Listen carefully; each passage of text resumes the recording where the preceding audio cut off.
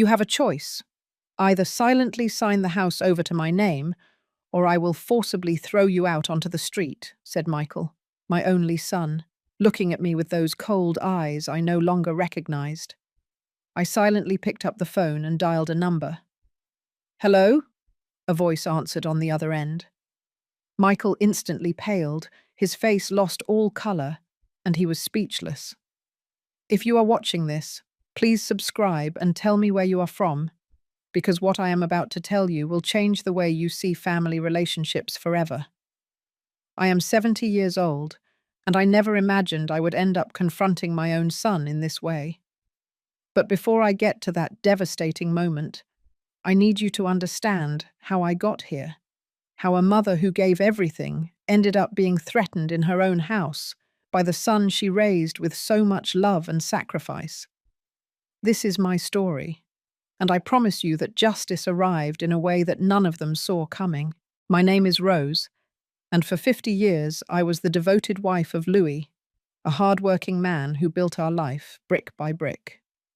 We lived modestly but with dignity in a house that he bought with the sweat of decades of honest work. When Michael, our only son, was born, I swore that this boy would have everything we did not. Louis worked double shifts in construction while I cleaned other people's houses to pay for Michael's private school. I remember his little hands clinging to my skirt when I left him at school, his bright eyes full of innocence. He never asked for anything, but I gave him everything. Every dollar I earned went straight to his education, his clothes, his books. Louis and I ate beans so that Michael could eat turkey and mashed potatoes, an American comfort food that he loved. We wore old clothes so that he would always have a new uniform. That was our love, silent but absolute. The years flew by, and Michael grew up into a handsome and intelligent young man. He graduated with honors, went to college, and we were so proud we cried with happiness. Louis used to say that everything had been worth it, that seeing our son succeed was the greatest reward. But then she arrived. Tiffany appeared in Michael's life during his last year of college. She was a beautiful woman, I won't deny it, but there was something in her eyes that bothered me from the beginning, a calculating coldness that she hid behind perfect smiles. She came from a family with money, and from day one she made it clear that our modest home in suburban Chicago seemed insufficient to her. I remember the first time she came for Sunday dinner. She looked around with barely disguised disdain, touching the furniture as if it might contaminate her. Louis and I prepared the best meal we could afford, roast chicken with stuffing and gravy, but she barely tasted a bite, saying she was on a diet. Michael looked at her captivated, blind to her evident contempt for us. I tried to talk to him, to gently warn him that this woman did not value what truly mattered, but he got angry with me for the first time in his life. "Mum, you are being unfair to Tiffany. She is just different. That is all. Not everyone has to live like us," he said to me with a harshness that broke my heart. It was the first crack in our relationship, the first sign that I was losing my son. Louis hugged me that night while I cried in silence, promising me that Michael would once again be the loving boy we raised. But he never was. They got married 6 months later in an elegant ceremony that Tiffany organized completely. Louis and I were barely consulted. I felt like an uncomfortable guest at my own son's wedding. Tiffany wore an extremely expensive ivory dress with rhinestones that glittered under the lights, while I wore the same dark green dress I had bought years ago for another occasion. Tiffany's friends looked at me with poorly disguised pity, whispering among themselves. I heard one of them say, "Poor Michael, coming from a family like that." I swallowed my pride and smiled throughout the ceremony because I did not want to ruin my son's day. Louis squeezed my hand during the vows. We both knew we were losing Michael to a world that valued money more than love, but we never imagined to what extent. The first years of marriage, Michael still visited us occasionally. He came alone because Tiffany always had excuses: headaches, social engagements, fatigue. The truth was obvious. She did not want to set foot in our humble house. Michael began to change gradually. He talked about investments, properties, business opportunities. His job at a real estate company was going well, but it was never enough for Tiffany. "Mum, when are you planning to sell this house? It is too big for just the two of you," he suggested one day during a visit. "You could move to a smaller apartment and have extra money." Louis tensed up beside me. This house was his pride, his legacy, the result of 30 years of hard work. "Son, this house is our home. You grew up here. Our memories are here.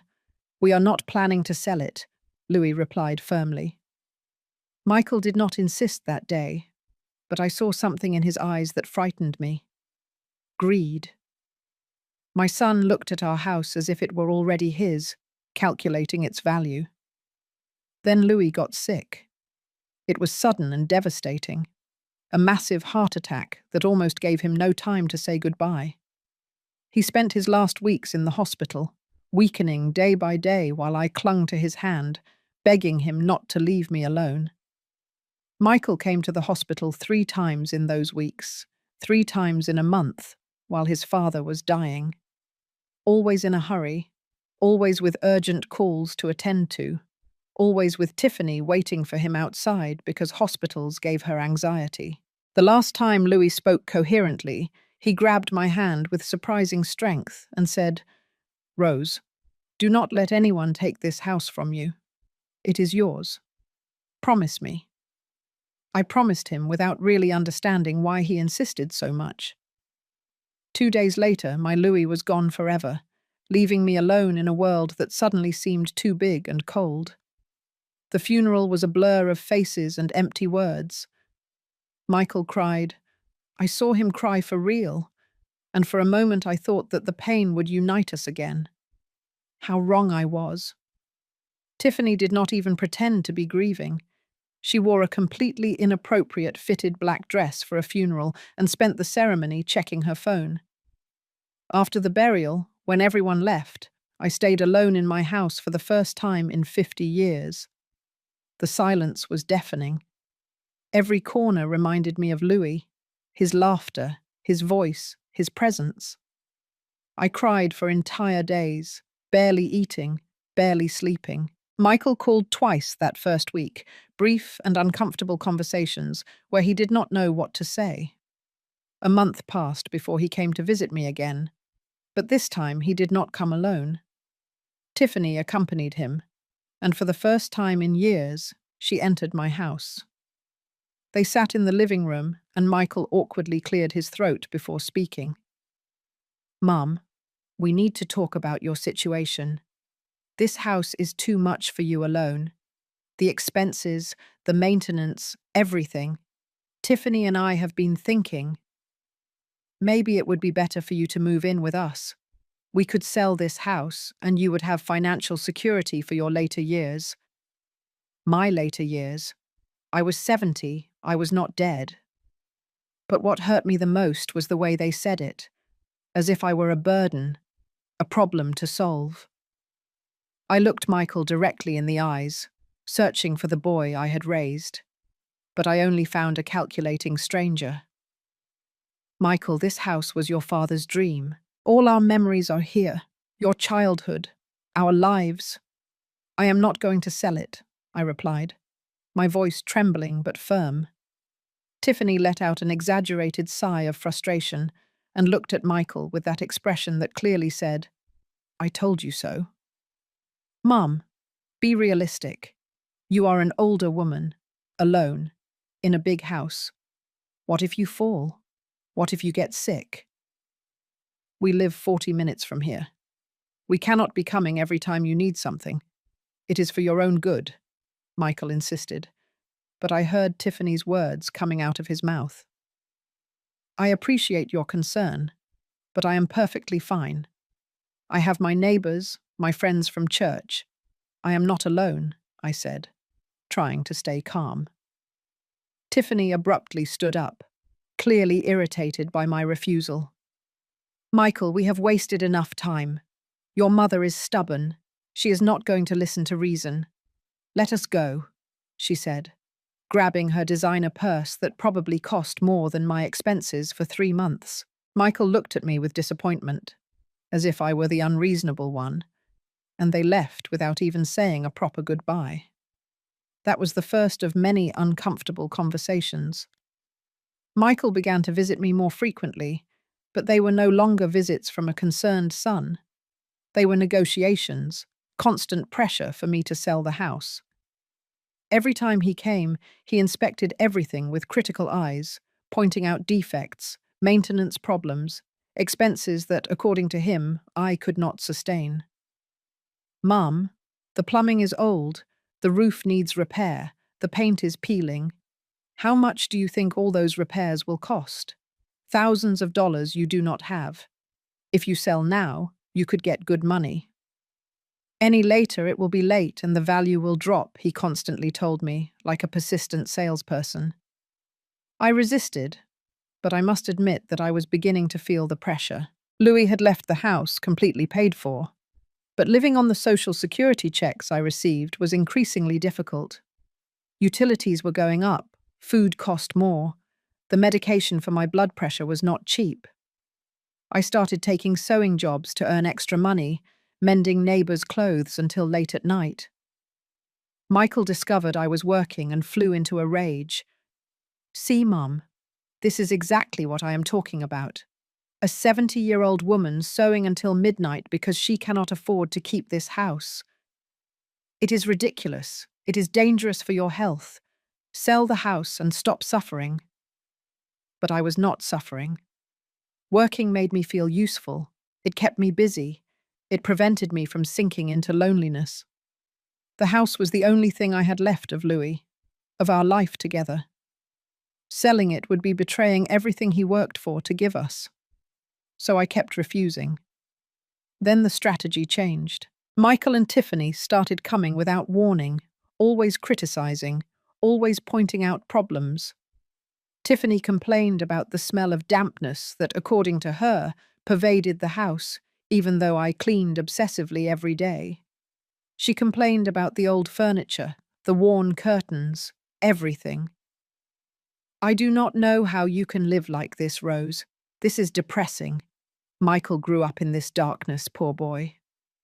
Thank goodness I got him out of here, she told me one day as she ran her finger over a shelf looking for dust. She called me by my first name. She no longer even called me mother-in-law or Mrs. Rose. Just Rose, as if we were friends. Or worse, as if she had authority over me.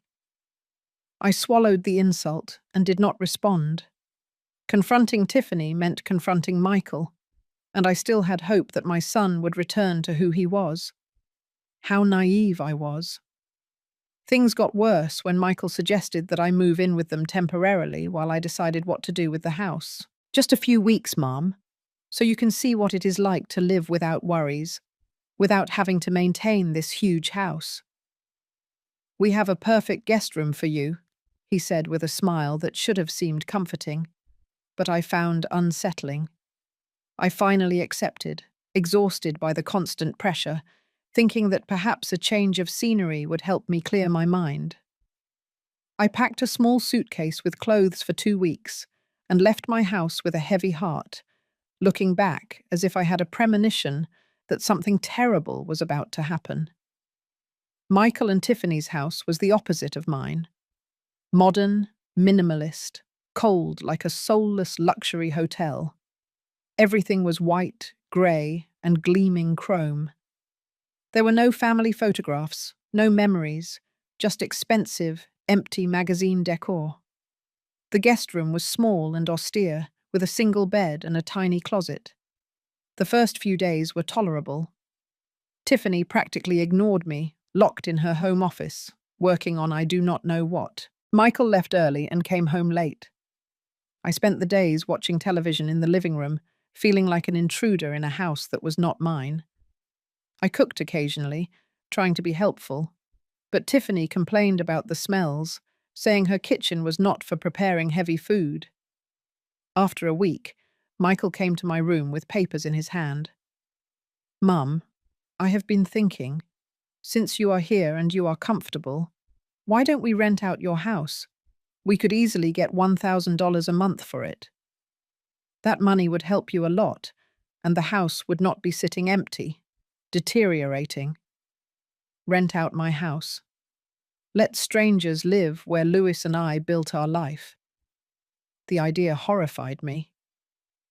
"No, Michael, that house is not for rent. I am going back soon. I just needed this break."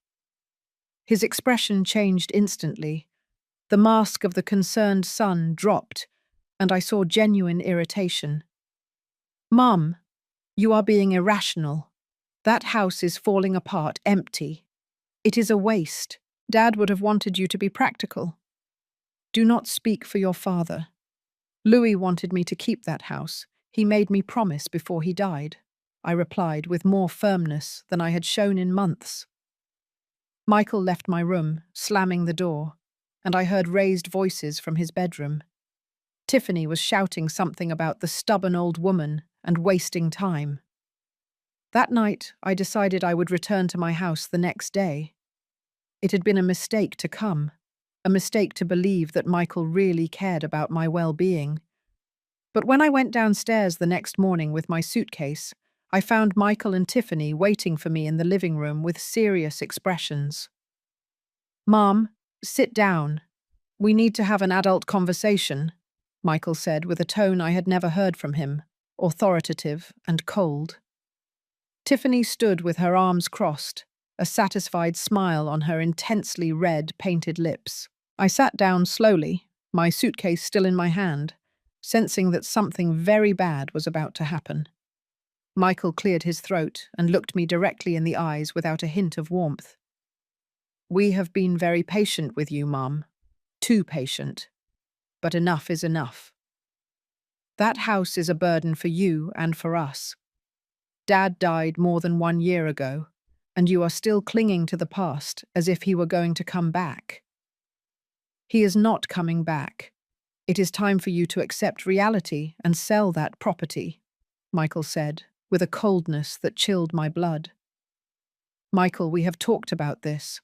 I am not going to sell your father's house. It is my home. It is where I plan to die when my time comes," I replied, trying to keep my voice steady, but I felt my hands trembling. Tiffany let out a sarcastic laugh that echoed in the room like a whip. "Your home? Rose, let us be honest. That house is worth at least $300,000 on the current market. $300,000 wasted on an old woman who cannot even maintain it properly. It is selfish of you." "Selfish? I am selfish." I stood up abruptly, my indignation overcoming my fear. "I spent 50 years sacrificing for this family. I cleaned other people's houses so Michael could have an education. I wore old clothes so he could dress well. Louis and I killed ourselves working to give him everything, and now it turns out that I am selfish for wanting to keep the only thing I have left." "The only thing you have left is us, Mum, your family. And your family is telling you that house is too much for you," Michael interrupted, also standing up, approaching me with measured steps. "You can sell it voluntarily and live your last years in peace, or you can continue to be stubborn and complicate your life. You decide." "I have already decided. I am going home right now," I said, taking my suitcase with trembling hands. I walked toward the door, but Tiffany stepped in my path with her arms crossed, and that cruel smile that I had come to hate so much. "I do not think you understand the situation, Rose. It is not a request. Michael is your only son, your only heir. That house will eventually belong to him. So why not make things easier for him now? Think of it as your last gift to the son you love so much," Tiffany said, with a sickly sweet tone that concealed pure poison. "Get out of my way," I demanded with all the dignity I could muster. Tiffany looked at Michael for instructions, and he nodded slightly. She stepped aside, but as I passed her, I heard her venomous whisper, "This is not over, old woman." I took a taxi back to my house using the few dollars I had saved in my purse. Throughout the ride, I cried in silence. The taxi driver had the decency not to ask questions. When I arrived home, the house felt different, as if it too had been betrayed. I locked myself in and did not answer Michael's calls for 3 days. But on the 4th day, he showed up without warning. He knocked insistently until I opened, tired of hearing the doorbell. He entered without waiting for an invitation, looking around as if evaluating a property for sale, which I suppose was exactly what he was doing. "Mom, I am sorry if Tiffany was hard on you. You know how she is. Direct. But she is right. This house is falling apart, and you cannot maintain it. Look at this," he said, pointing to a damp stain on the ceiling that had appeared after the last rains. "This is going to cost thousands of dollars to repair. Where are you going to get that money? Are you going to sew dresses until you are 80 years old?" "If necessary, yes," I replied with a stubbornness I did not know I still possessed.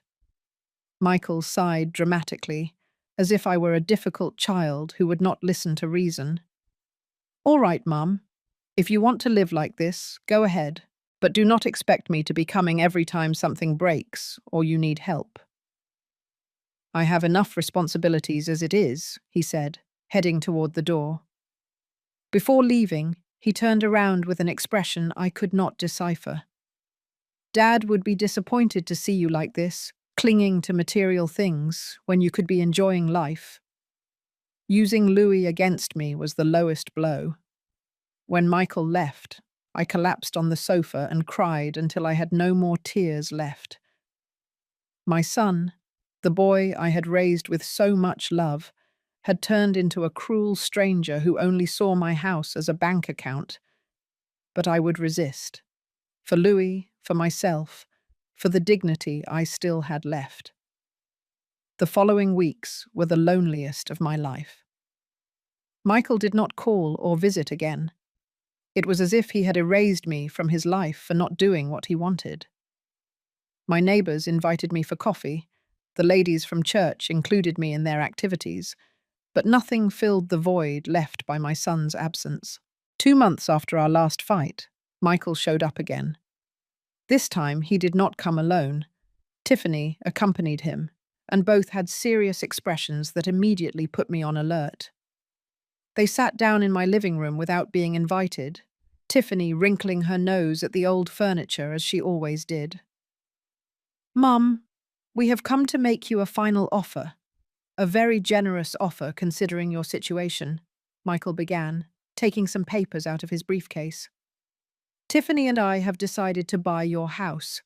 We will give you $200,000, which is a fair price considering the condition it is in. With that money, you can buy a small, comfortable apartment, and you will have money left over to live your final years peacefully." $200,000, when he himself had said it was worth $300,000. They wanted to scam me, and on top of that make it look like a favor.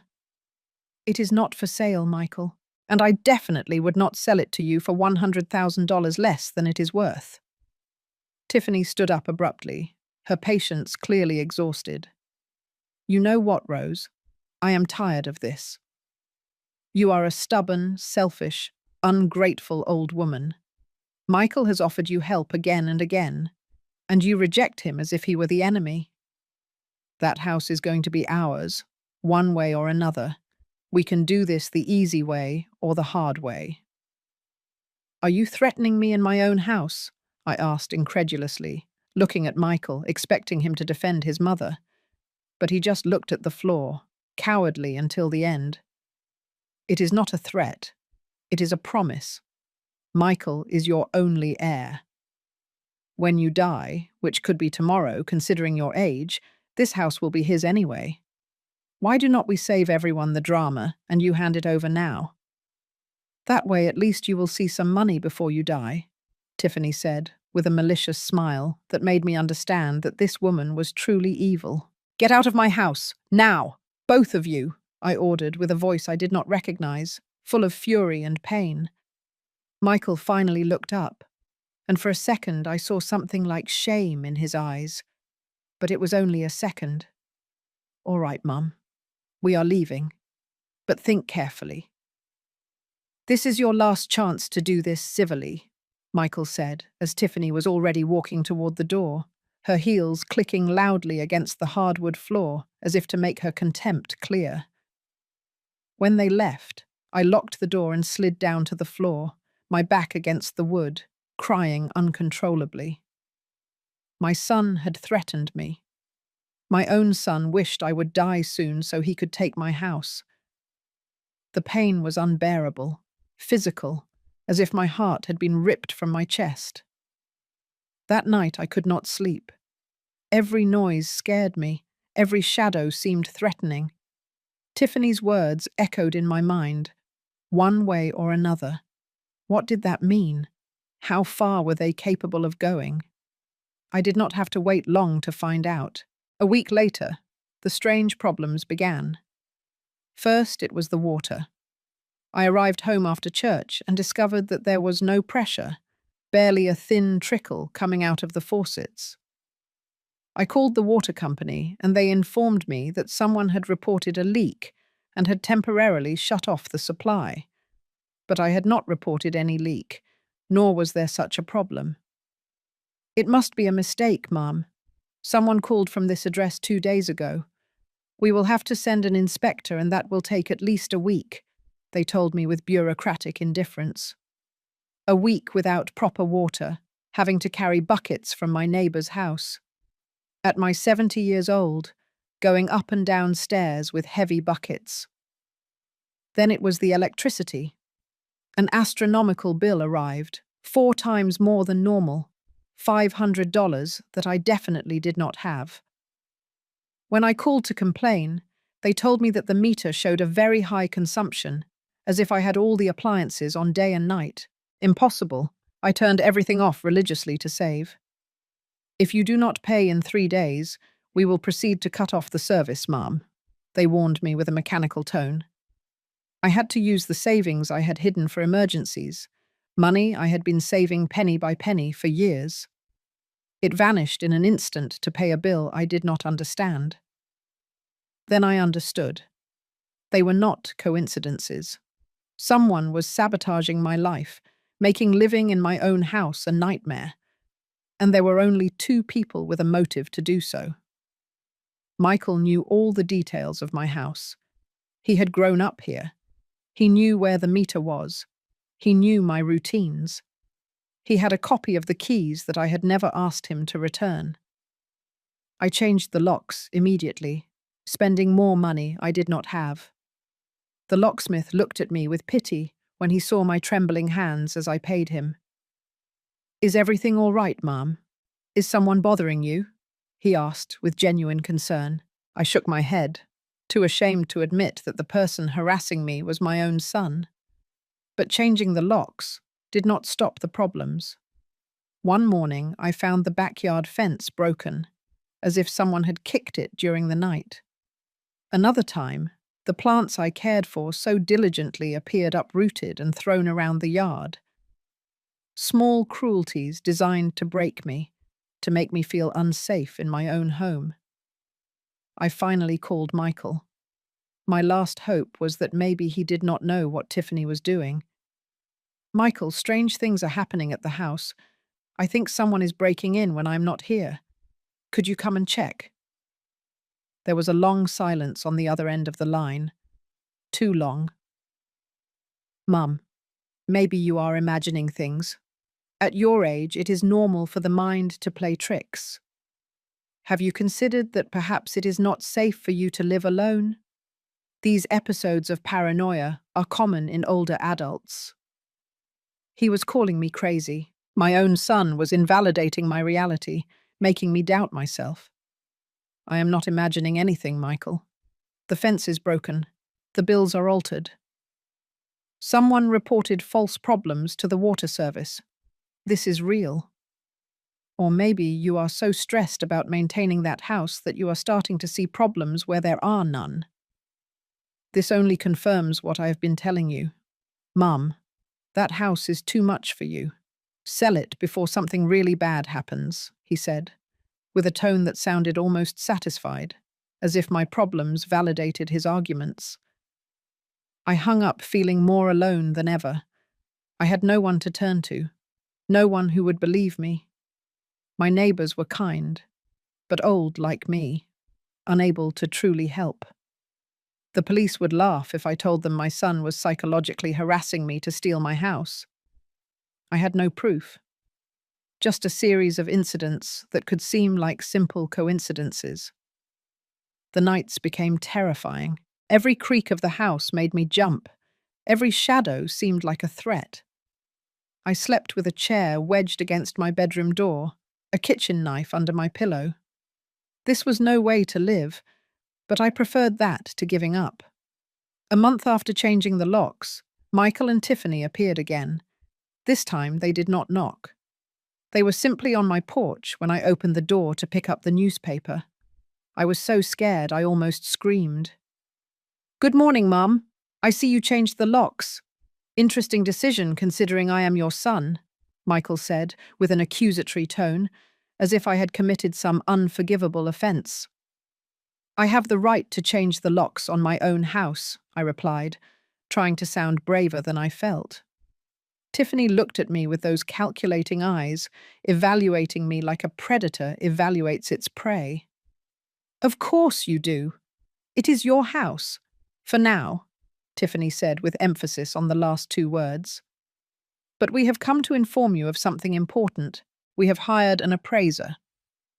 This house needs urgent structural repairs, or it could be considered uninhabitable. The roof, the plumbing, the electricity, everything is in dangerous condition." "That is a lie. This house is perfectly fine," I protested, but my voice sounded weak even to my own ears.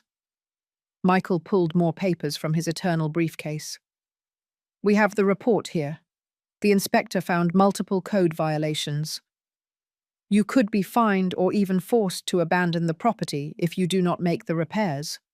We are talking about at least $50,000 in repairs." $50,000. He might as well have said $1 million. I did not have that amount, not even a fraction, and they knew it perfectly well. "You hired an inspector without my permission. How did you get onto my property?" "We did not need to enter. Mum, the problems are visible from the outside. The inspector did his work from the street, all completely legal," Michael lied without batting an eye. But I knew it was a lie. No one could see the condition of the plumbing or the electricity from the street. Tiffany approached, her expensive perfume mixing with my fear. "Look, Rose, enough with the games. You know you cannot fix this house. You know you cannot maintain it. You know it will eventually be ours. Why prolong the inevitable? Sign the sales papers, take the money, and end this torture for everyone." "Never," I whispered, but my determination was beginning to break under the constant weight of their harassment. I was exhausted, scared, completely alone against two people who clearly had no moral limits. Michael sighed dramatically. "All right, Mum, if that is what you want. But when the fines from the city come, when they force you to leave the house because it is uninhabitable, do not say we did not warn you. And by then, the price we offer will be much lower. Every day that passes, this property is worth less," he continued. They left, leaving me trembling on the porch. I went inside and locked the door, sliding down to the floor again. They were winning. I could feel it. Little by little, they were breaking me, stealing my peace, my safety, my sanity. It was only a matter of time before I completely surrendered. That night, sitting in the darkness of my living room to save electricity, I touched the photograph of Louis that I kept on the end table. "Forgive me, my love. I do not know if I can continue to keep my promise. I am so tired. So alone. What do I do? As if Louis had heard me from wherever he was, something made me remember. There was a box in the attic, Louis's things that I had never checked after his death. Documents, papers, memories that were too painful for me to face. But now, desperate, I decided to search. I went up to the attic with difficulty. Every step was a challenge for my arthritic knees. The flickering light barely illuminated the dusty space full of old boxes and abandoned memories. I searched through the shadows until I found the wooden box that Louis had jealously guarded for years. He always told me it contained important papers, but he never let me see them. "Someday you will need them, Rose. When I am gone, open this box," he had told me months before he died. I carefully carried the heavy box downstairs, almost stumbling on the stairs. I placed it on the dining table and opened it with trembling hands. Inside were meticulously organized folders, typical of Louis, who was always orderly with documents. I started checking the house deed, old receipts, birth certificates. Nothing seemed relevant until I found a yellowed envelope with my name written in Louis's handwriting. I opened it with a racing heart and took out a letter. I immediately recognized his careful calligraphy, each letter formed with the precision of a man who left everything in order before leaving. "My dearest Rose," it began. Tears blurred my vision, but I kept reading. "If you are reading this, it means I am no longer with you, and you are probably facing problems with our house. I know our son better than he thinks. I have seen how he has changed since he married that woman. I have noticed how he looks at our property with greedy eyes. That is why I took precautions that I never mentioned to you, because I did not want to worry you while I was still alive." My breathing quickened as I continued reading. Louis explained that 2 years before he died, he had transferred the house to an irrevocable trust. The property was no longer directly in my name, or his. It was protected in a legal structure that Michael could not touch, manipulate, or automatically inherit. I was the lifetime beneficiary, with the right to live there until my death, but no one could force me to sell. "Also," the letter continued, "I have been saving money in accounts that Michael does not know about. It is not a fortune, but it is enough for you to live with dignity. I also have 2 small properties that I rented out for years without telling you because I wanted to surprise you on our 50th wedding anniversary. That day never came, but now those properties are yours. Everything is documented in this box." I continued reading through my tears, discovering secret after secret that my humble Louis had kept. He had been more astute than anyone imagined. "If Michael is causing you problems, contact the lawyer Francis Herrera. He is an old friend of mine who knows the whole situation. His number is at the end of this letter. He has specific instructions to protect you and ensure that no one abuses you. Trust him as you trusted me."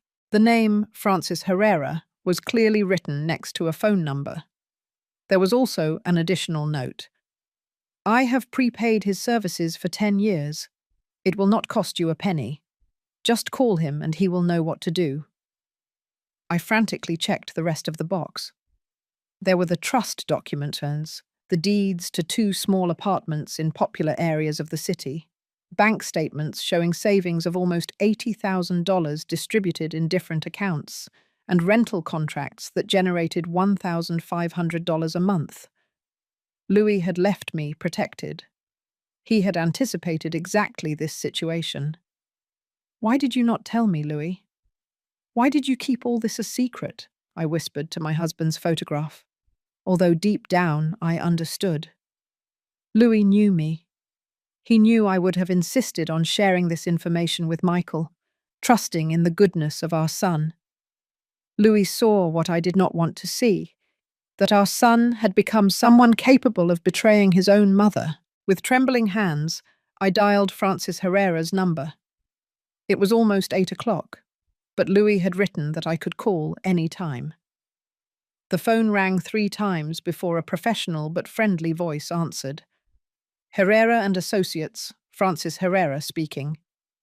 Mr. Herrera, my name is Rose. I am Louis's widow.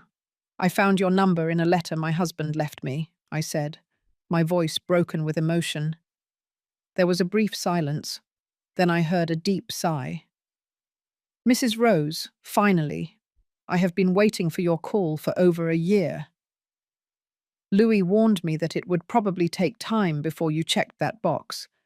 Are you having problems with your son, Michael? The direct way he asked took my breath away. Louis had told him everything. Yes, he and his wife are pressuring me to sell the house. They have been sabotaging my life, scaring me, threatening me. I do not know what else to do. Do not do anything else, ma'am.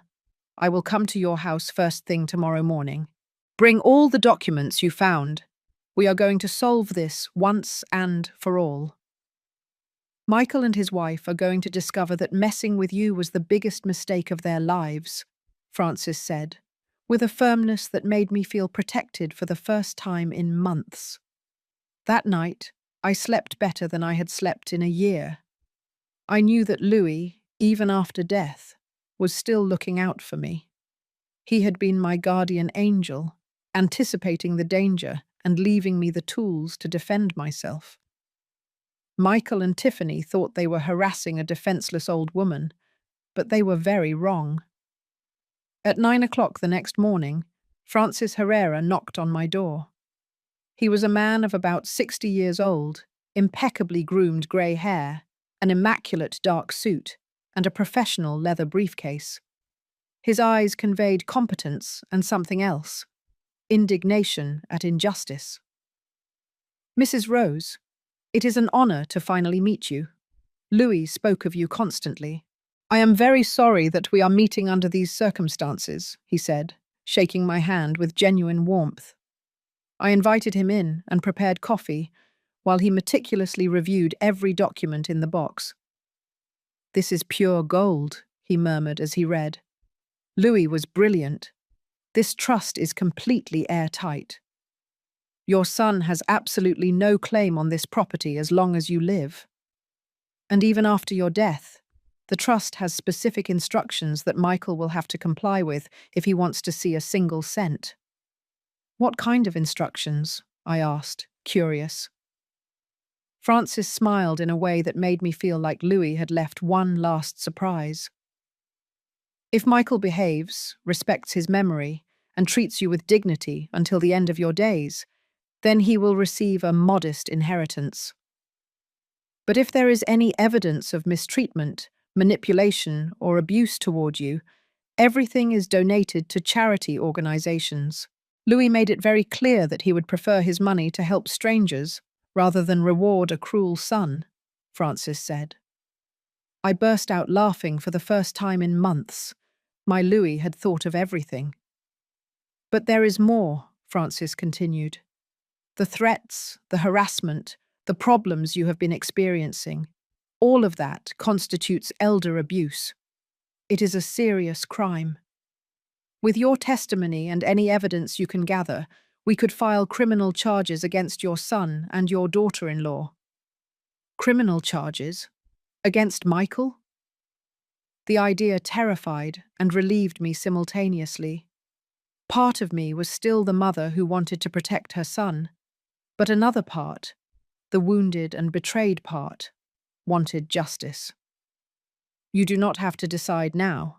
First, we are going to confront them with the legal reality of the situation. We are going to make it very clear to them that you are not alone or defenseless. I have full authorization from Louis to represent you and protect your interests. Believe me, when they understand that a lawyer is involved and that their whole strategy has been useless, they will back down quickly. We spent the next 2 hours going over every detail. Francis documented every incident of harassment I recounted, took photographs of the broken fence and the destroyed plants, copied the altered bills. He explained my rights and the legal options available. For the first time since Louis's death, I did not feel alone. Now, Mrs. Rose, I suggest we call your son and invite him to come over. It is time for Michael and Tiffany to know the truth, Francis said, closing his notebook with satisfaction. I picked up the phone with hands that no longer trembled. I dialed Michael's number and he answered on the third ring with an impatient voice. Mum, what is it now? I am busy. Michael, I need you to come to the house. It is urgent. Bring Tiffany too, I said with a calm that surprised even myself. Francis nodded in approval from his seat.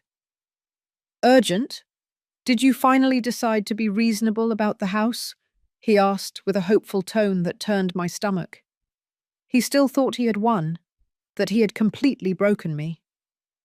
Come and you will find out. I will expect you in an hour, I replied, and hung up before he could ask more questions.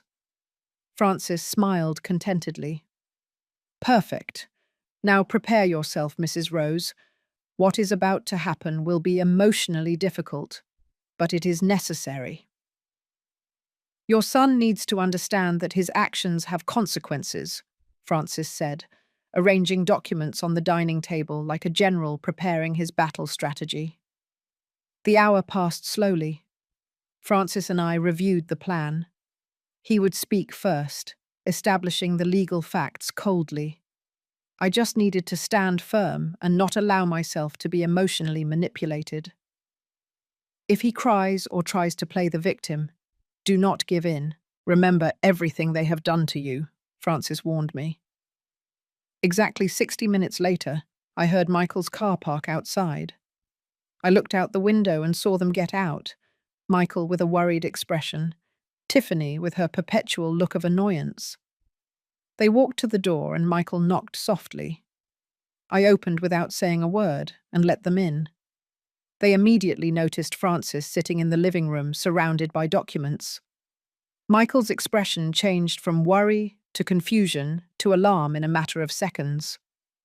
Mum, who is he? What is going on here? Michael asked, looking between Francis and me with growing nervousness. Tiffany, always more cunning, had already identified the lawyer's briefcase, and her face paled slightly. Sit down, I ordered, pointing to the sofa. For the first time in months, my voice sounded authoritative in my own house. Michael obeyed automatically, years of upbringing overcoming his current arrogance. Tiffany followed reluctantly, her calculating eyes assessing the situation. Francis stood up and extended his hand professionally. Francis Herrera, attorney for Mrs. Rose. A pleasure to finally meet you, although I would have preferred it to be under better circumstances. Michael did not shake his hand. He just stood there, jaw dropped. Lawyer? Mum, you hired a lawyer. What do you need a lawyer for? I did not hire him. Your father did before he died. Francis has been my legal representative for over a year. I just did not know it until last night, I explained, secretly enjoying the look of growing panic on Michael's face. Tiffany leaned forward, her voice sharp as ever. I do not understand what a lawyer has to do with anything. This is a private family matter. Francis let out a short, humorless laugh. It stopped being a private matter when you started harassing, threatening, and sabotaging my client. But before we get to that, there are certain legal facts that you need to understand. He took the first document from the pile and placed it in front of Michael and Tiffany. This is the deed to the property we are sitting in. As you can see, it is not directly in Mrs. Rose's name. It is in an irrevocable trust established by your father 3 years ago. Do you know what irrevocable means, Michael? Michael took the document with trembling hands, his eyes scanning the pages, not really understanding what he was seeing. This cannot be real. Dad never mentioned any trust. Your father was a very intelligent man who anticipated exactly this situation. The trust protects this property from any claim, forced sale, or manipulation. Mrs. Rose has a lifetime right of occupancy, No one, absolutely no one, can force her to sell or transfer this property. Not even she herself can sell it without the approval of the trustee, which is me, incidentally, Francis explained with professional satisfaction. Tiffany snatched the document from Michael's hands, reading frantically. Her face turned from pale to red with fury. This is absurd. There must be a way to break this trust. Louis was sick when he signed it. He clearly was not of sound mind. Be careful what you say, Ma'am. I have complete medical statements proving that Louis was perfectly lucid when he established the trust.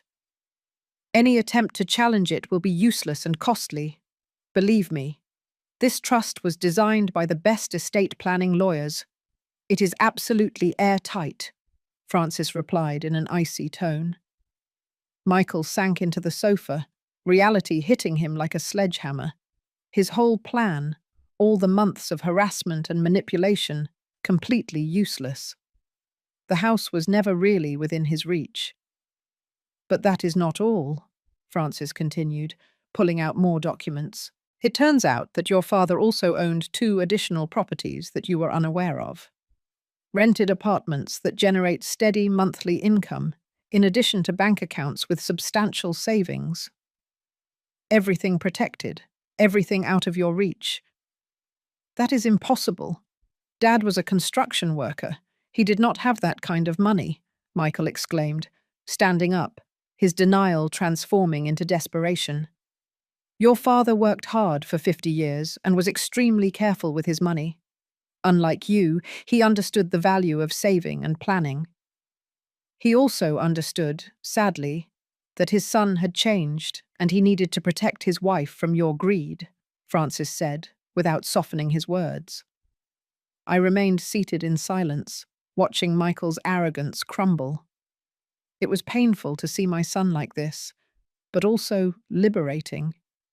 He finally understood that he could not manipulate me anymore. Tiffany turned to me with barely contained fury. This is your fault, Rose. You poisoned Louis against us. You put ideas in his head that we wanted to steal from you. None of this would have happened if you had been reasonable from the start. Enough. Francis's voice resonated in the room with authority. Do not dare to blame my client for your own greed. I have extensive documentation of everything you have done to Mrs. Rose over the past year. The threats, the sabotage, the psychological manipulation, everything constitutes elder abuse, which is a federal crime with very serious consequences. Michael looked up abruptly. Crime? We did not do anything illegal. We just wanted to help Mum. Help her. Francis let out a bitter laugh. Reporting false emergencies to the water service, tampering with the electric meter to inflate the bills, destroying property, hiring a fake inspector to intimidate her with non-existent repairs. You call that help? We do not have proof of any of that, Tiffany said quickly, but her voice betrayed nervousness. Francis pulled out a thick folder. I have reports of all the false calls tracked. I have dated photographs of the damaged property. I have testimonies from neighbours who saw you lurking around the house at odd hours, and I have the recordings of your threats. Recordings? What recordings? Michael completely paled. Then he remembered, the last time they came, when Tiffany said those cruel words. I had left my phone on the table, seemingly forgotten, but Francis had instructed me that morning to record any interaction. The recordings where Mrs. Tiffany threatens my client, saying they will get the house one way or another, where she suggests that Mrs. Rose's death would be convenient for you. Where they admit to having hired that fake inspector, Francis said, playing fragments on his tablet. Michael and Tiffany's voices filled the room, their cruel and incriminating words impossible to deny. Michael buried his face in his hands. Tiffany stared intently at Francis with pure hatred. What do you want? Tiffany finally asked, her pragmatism overcoming her pride. Money, a settlement, everyone has a price. What we want is very simple, Francis replied, closing his tablet. You are going to leave Mrs. Rose completely alone. No more calls, no more uninvited visits, no more threats of any kind. You are going to disappear from her life unless she, of her own free will, decides to contact you. And you are going to sign a legal document acknowledging that you have no claim on this property, either now or in the future. Michael lifted his head, his eyes red and teary. Mum, please, you cannot do this. I am your son. We made mistakes, I admit it, but we do not deserve this. Dad would not have wanted you to punish us like this, he said. For the first time in months, I really looked at my son. I saw the man he had become, weak, manipulative, controlled by his greedy wife. But I also saw glimpses of the boy he had been, and my heart broke again. Your father did exactly what he had to do to protect me. Michael, he saw what I did not want to see until it was too late. So what? Are you going to sue us? Are you going to put your own son in jail? He asked in a broken voice, trying to awaken my maternal instinct.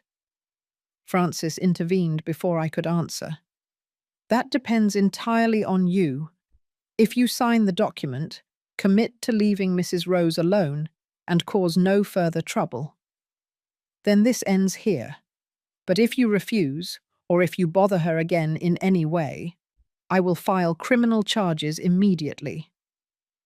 I have enough evidence to secure convictions that include jail time.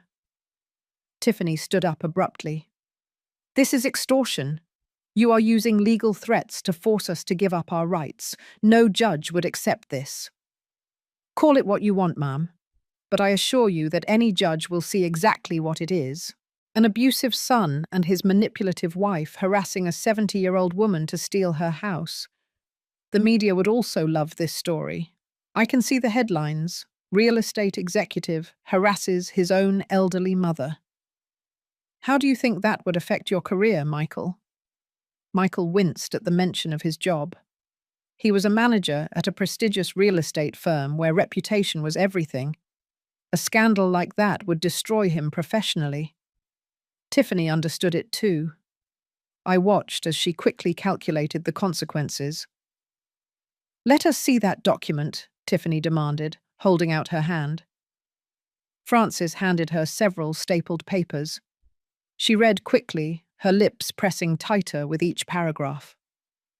This says we renounce any future inheritance, that we are not entitled to anything when Rose dies. Correct. The trust has very specific instructions.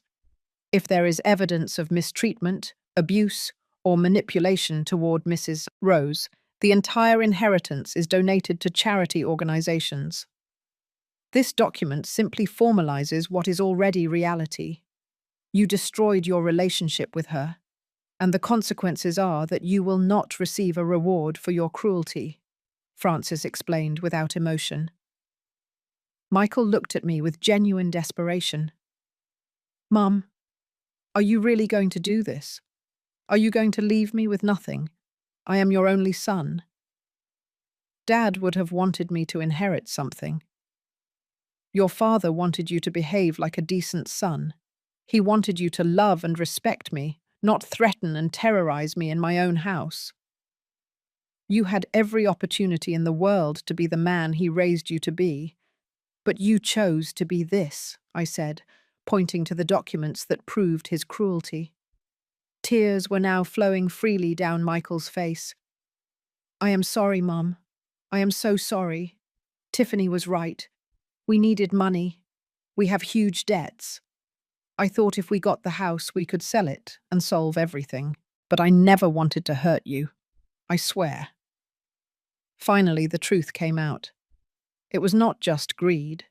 They were financially desperate, probably living far beyond their means, pretending a lifestyle they could not afford. My house represented their financial salvation, no matter what it cost me. Bad financial decisions do not justify abuse. Michael, there are 1,000 ways you could have handled your problems without destroying your own mother, Francis said sternly. Tiffany dropped the papers on the table in a rage. Fine. We will sign your stupid document. But this is not over, Rose. We will make sure you spend your last years completely alone. No grandchild will ever know their grandmother. You will die without family, with no one to remember you, she said. Her words were like daggers, designed to cause maximum pain. And they worked. The idea of dying alone, without knowing possible grandchildren, was terrifying. But Francis stood up immediately, confronting Tiffany. That threat has also just been recorded. Intentional familial alienation. I can add that to the lawsuit if you want. Keep talking, Mom. Every word digs you deeper, he warned in an icy voice. Michael grabbed Tiffany's arm. Shut up. You have done enough damage. He turned to Francis, defeated. We will sign. Give me the document. Francis placed the pages in front of them, with 2 pens. Michael signed first, his hand trembling so much that the signature was barely legible. Tiffany signed with furious strokes, practically tearing the paper with the force of her writing.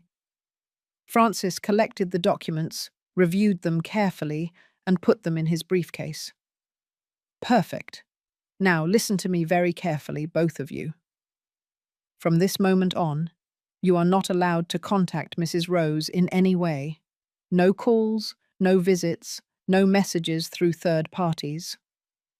If she wants to talk to you, she will initiate the contact. Is that clear? Crystal clear, Tiffany spat out, standing up and walking toward the door. Michael stayed for a moment longer, looking at me with pleading eyes. Mum, I really am sorry. I know you do not believe me, but I love you. I have always loved you. I just got lost along the way, he whispered in a broken voice. Part of me wanted to hug him, tell him everything would be fine, that I forgave him. But the stronger part, the part that had been betrayed and terrorized for months, stood firm. If you really loved me, Michael, you never would have allowed things to go this far. Your father loved you unconditionally, and it broke his heart to see who you became. Now go, I said. Michael nodded in defeat and walked toward the door. Before leaving, he turned one last time. If you ever change your mind, if you give me another chance, I swear I will be better. I swear I will be the son you deserved. I did not answer. I just watched as he left, closing the door behind him. I heard his car start and drive away, and then silence filled my house. But this time it was not a terrifying silence. It was peace. Francis approached and placed a gentle hand on my shoulder. You did the right thing, Mrs. Rose. You were incredibly brave. I burst into tears then, all the stress and pain of the last months coming out in uncontrollable sobs. Francis let me cry, without rushing, without judgment. When I finally calmed down, he offered me a tissue and sat across from me. And now what? I asked, my voice hoarse from crying. What do I do with my life now that my only son is dead to me? Now you live, Mrs. Rose. You live the life that Louis wanted for you. You have financial security, you have your house, you have your freedom. And as for being alone, that is not true. I have instructions from Louis to check in on you regularly to see how you are doing. Furthermore, Louis established a fund so you can travel, pursue hobbies, do what you always wanted to do but could not due to lack of resources. He pulled more documents from his briefcase. There was an additional letter from Louis that I had not seen in the box. Francis handed it to me with a gentle smile. Louis asked me to give you this only after the situation with Michael was resolved. I opened the letter with trembling hands. My beloved Rose, it began. If you are reading this, it means Francis has already confronted Michael and you are safe. I know it hurts. I know your heart is broken. But I need you to understand something. You did not fail as a mother. We did everything right. Sometimes children simply choose paths we cannot control. But your life does not end because Michael chose poorly. You have so much left to live for. I have left enough money for you to do everything you always dreamed of. Visit Paris as you always wanted. Take painting classes. Join groups at your church. Make new friends. Live, my love. Live for both of us now that I cannot be there. And if Michael ever truly changes, if he becomes the man we raised, you will know in your heart whether to give him another chance. But never settle for less than the respect you deserve. I love you eternally, Louis. I cried again, but these tears were different. They were tears of gratitude, of love, of relief. Louis had protected me even from the grave. The days following the confrontation were strange. My house felt different, lighter, as if a dark weight had finally been lifted. Francis kept his word and visited me regularly, helping me understand all the finances Louis had organized. It turned out that my financial situation was much better than I ever imagined. The apartments Louis bought 15 years ago are now worth triple. The rents generate $1,500 a month after expenses. Added to your Social Security and savings, you have more than $3,000 a month in income. That is more than enough to live comfortably, Francis explained, as we reviewed bank statements at my dining table. $3,000 a month. Never in my life had I had that amount available. Louis and I always lived on just enough, saving every penny for Michael. And now, ironically, I had abundance precisely because Michael had shown his true nature. Louis also established a special fund of $50,000 specifically for you to use on things that bring you joy. Travel, hobbies, whatever your heart desires. He wanted you to finally live for yourself, Francis continued with a warm smile. Guilt immediately washed over me. I cannot spend that money on myself. It feels wrong, selfish. I should save it for emergencies. Francis looked at me firmly. Mrs. Rose, with all due respect, that mentality is exactly what Louis wanted you to overcome. You spent 70 years living for others. First for Louis, then for Michael. It is time to live for yourself. Those were Louis's exact words. He made me promise that I would make sure you spent that money on your happiness. His words made me cry again. I cried a lot lately, but they were no longer tears of fear or pain. They were tears of liberation, of grief for lost time, of gratitude for Louis's love that continued to protect me. 2 weeks passed without news from Michael or Tiffany. The silence was unsettling at first, after months of constant harassment, but gradually I got used to it. My neighbors noticed the change in me. Rose, you look different. Younger, happier, my neighbor Grace told me while we had coffee in her garden. I told her everything. I could not keep the secret. Grace listened with her mouth open, occasionally interrupting with exclamations of indignation. That Michael. And I always thought he was a good son. Thank goodness Louis protected you. That man loved you madly, Rose. It was liberating to share my story. Grace connected me with other women in the neighborhood, and soon I found myself surrounded by true friends who supported me. I started going out more, participating in church activities, living instead of just existing. A month after the confrontation, Francis called me with news. Mrs. Rose, I need to inform you of something. Michael and Tiffany are facing serious problems. Apparently they had debts with dangerous people. Illegal loan sharks. The financial pressure was real, although that does not excuse their behavior toward you. Are they in danger? I asked, and I hated myself for still worrying. Francis sighed. Honestly, yes, but there is more. Michael lost his job. The company found out about certain unethical behaviors in his dealings with clients. Apparently, this is not the first case where he has tried to manipulate older people to sell properties. He was fired, and there are ongoing investigations. My heart sank. Despite everything, he was still my son. What is going to happen to him? That is up to him, ma'am. He can face his problems honestly or continue digging his own grave. But I thought you should know in case he tries to contact you again. He is likely to come looking for financial help now that he is desperate. Francis was right. 3 days later, my phone rang at midnight. It was Michael. I hesitated before answering, but finally did. Mum. His voice sounded broken, desperate. Mum, I know I have no right to ask you for anything, but I am in serious trouble. I lost my job. Tiffany left me.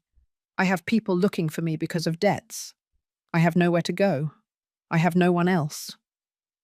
Every word was a dagger in my maternal heart. I wanted to help him immediately, invite him home, give him money, solve his problems. But I remembered Louis's words. Never settle for less than the respect you deserve. Michael, I am sorry to hear you are going through difficult times, but the consequences of your actions are not my responsibility. You had opportunities to do things right, and you chose the easy, dishonest path, I replied with a trembling but firm voice. Mum, please. They could kill me. These guys do not play around. I need $20,000 to pay them. I know Dad left you money. Please, I am your son. You cannot let me die, he pleaded through sobs. $20,000. A fortune that I had, but that had been earned with Louis's sweat and sacrifice. Did Tiffany really leave you? I asked, avoiding his request. Yes. As soon as I lost my job, she packed her things and left. She said she did not marry me to be poor. She used me. Mum, you were right about her from the start. I was an idiot, he admitted bitterly. Yes, you were an idiot, but not for marrying Tiffany. You were an idiot for allowing her to turn you into someone capable of threatening and terrorizing his own mother. Tiffany did not force you to do those things, Michael. You chose to do them, I said without softening my words.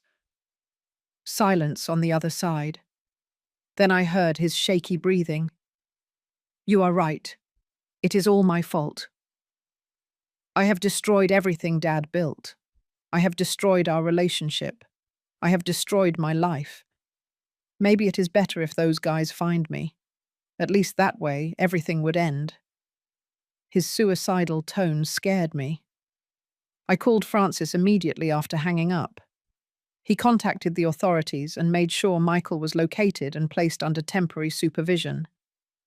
I did not do it for Michael, I told myself. I did it because Louis would not have wanted his son to die, no matter what he had done. Francis visited me the next day. Michael is physically fine. He is in a temporary shelter, and there are organizations helping him with his debt problems. I also got him an appointment with a therapist.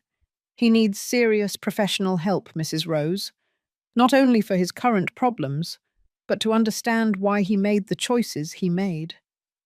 Should I help him financially? I asked, still conflicted between my maternal instinct and my need to protect myself. Francis looked at me with understanding. That decision is entirely yours, but I will tell you what Louis told me when we established the trust. If Michael is ever truly remorseful, truly changed, Rose will know it in her heart. But real change takes time and effort. It cannot be bought with money. If you give him money before he really changes, you will only enable him to continue down the same destructive path. Wise words from a wise man. I decided to follow Louis's advice. I would not give Michael money, but I would pay for his therapy and make sure he had a safe place to stay while he sorted out his problems. Help, yes. Rescue, no. The following months were a transformation for both of us. Michael began intensive therapy and slowly started working on his problems. He got a humble job at a hardware store, earning a fraction of what he earned before. But it was honest work. I, for my part, began to truly live for the first time in decades. I took painting classes at the community centre. It turned out I had a talent for art that I had never explored. I joined a church travel group and visited places I had only seen on television. I made genuine friends who valued me for who I was, not for what I could give them. 6 months after the confrontation, Michael wrote me a letter. I did not expect it, but Francis delivered it after checking it first. "Dear Mum," it began, "I know I do not deserve your forgiveness. I know words cannot erase the harm I caused you. But I need you to know that I finally understand. I understand the sacrifice you and Dad made for me. I understand that your house was not just a property. It was the symbol of everything Dad worked to give us. I understand that when I threatened you, I betrayed all the love you gave me. I am in therapy, working on myself. I am not asking you for anything. I just want you to know that I am trying to become the man Dad raised, the man you deserved as a son. With love and eternal regret, Michael." I cried when I read the letter. Michael's letter remained on my nightstand for weeks. I reread it every night before bed, looking for signs of genuine sincerity or hidden manipulation. After so much pain, it was difficult to trust again. But something in his words sounded different this time. He was not asking for anything, not demanding anything. He was just expressing remorse. Francis visited me 3 months later with more news. Michael has been attending therapy religiously. His therapist contacted me with his permission to inform you that he is making real progress. He has also started attending Debtors Anonymous meetings and is working on a plan to pay off his debts honestly, even if it takes him years. Did he mention anything about me? I asked, hating myself for wanting to know. He talks about you constantly in therapy, I was told, about the remorse he feels, about how he finally understands what he lost. But he is not demanding to see you or pushing for reconciliation. He is focused on changing for himself, not to get something from you. That, Mrs. Rose, is a sign of genuine change, Francis explained with a soft smile. The words gave me hope, but also fear. What if I forgave him and he hurt me again? I talked to my group of friends about this. Grace was direct as always. "Rose, forgiveness does not mean forgetting. You can forgive Michael and still maintain firm boundaries. If he has truly changed, he will respect those boundaries." I decided to write to Michael. "Michael, I received your letter. I see that you are making efforts to change, and that gives me hope. But you need to understand that the trust you destroyed is not rebuilt with pretty words. It is rebuilt with consistent actions over a long period. I am not ready to see you yet, but if you continue on this path of genuine change, maybe someday we can rebuild something. Mum." Francis delivered the letter personally. Michael cried when he received it, he told me afterward. Months turned into a year. Michael continued his therapy, kept his humble job, slowly paid off his debts.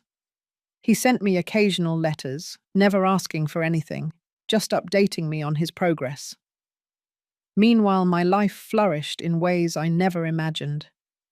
I painted a picture that was selected for a local exhibition. I traveled to 5 different states with my church group. I did volunteer work at a center helping older adults who were victims of family abuse, sharing my story to help others. It was at that center that I met Nancy, a 65-year-old woman going through a similar situation with her daughter. I helped her contact legal resources. I supported her emotionally. Seeing her regain her power showed me how much I had grown myself. I decided to formalize my help work. With Francis's guidance, I used part of the fund Lewis had left to establish a small foundation dedicated to helping older adults who were victims of family abuse. The Lewis and Rose Foundation, I called it, honoring the man who protected me even after his death. The foundation started modestly, helping 3 or 4 people a month with free legal advice and emotional support. Francis donated his time as a volunteer lawyer. In 6 months, we had helped more than 50 families. The local press asked to interview me. I told my story without shame, hiding nothing. I talked about Michael, about the abuse I suffered, about how Louis protected me, about my recovery. The response was overwhelming. Hundreds of people contacted me sharing similar stories, asking for help. Michael saw the interview. He wrote me another letter, this one more emotional. "Mum, I read your interview. Seeing my name associated with your pain was devastating, but necessary. I am incredibly proud of what you have built with the foundation. Dad would be proud too. Someday, if you allow me, I would like to volunteer at the foundation, only if you want to, when you want to." That letter was different. There was no self-pity or manipulation, just genuine recognition of his responsibility and respect for my boundaries. After 18 months and consulting with my therapist, I decided to give him a chance. I asked Francis to organize a meeting in his office, neutral territory. On the day of the meeting, Michael looked different. He had lost weight, looked tired, but his eyes showed genuine humility. "Hello, Mum.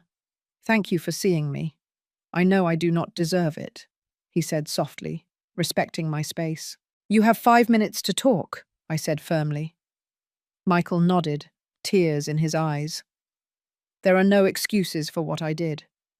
I betrayed you in the worst possible way. I used your love against you. I made you feel unsafe in your own home, and all for money, to maintain an empty lifestyle that did not even make me happy. I have spent 18 months trying to become someone worthy of the name I bear. I do not expect forgiveness. I only hope that someday you can see something other than the monster who hurt you," he said. Silence filled the room. Finally, I spoke. "Forgiveness does not mean forgetting. Michael, I will never forget the terror I felt, but I also see that you are doing the difficult work of truly changing. I will give you a chance, but with strict conditions. You will continue your therapy. We will meet once a month in neutral places with Francis present, and if you ever cross the line again, it will be permanent, completely." "Thank you, Mom. Thank you for giving me a chance I do not deserve," he said in a broken voice. We met monthly for the following months. Slowly, conversation by conversation, I began to see the man my son could be.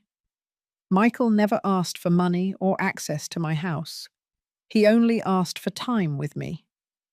A year later, Michael showed me something special. He had written a book about his experience. The Son Who Lost Everything. All the money from the sales would go to the Louis and Rose Foundation. The book became an unexpected success. The foundation received massive donations, allowing us to help hundreds more families. Now, sitting in my living room, surrounded by my paintings and photographs from my trips, I reflect on these last 3 years. I lost my son as I knew him, but I gained something more valuable. I gained myself. I found my voice, my strength, my purpose.